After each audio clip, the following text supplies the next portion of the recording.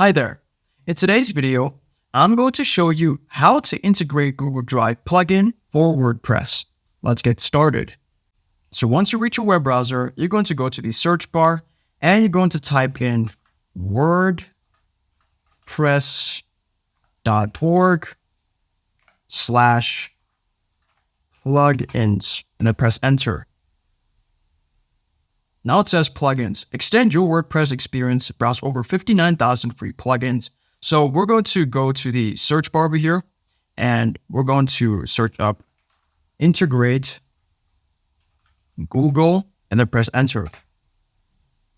So now you're going to scroll down a bit and there we go.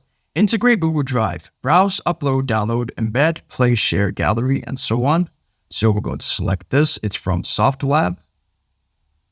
So now you can just scroll down a bit. You can read the description if you want to. Last updated, the version.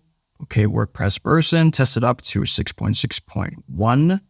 And if you want to download this plugin, you're going to go to the right side here and look for this blue button which says download.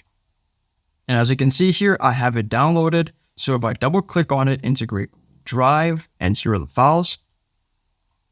And as you can see here, I have the files, integrate Google Drive. So all the folders and files are in this zip file.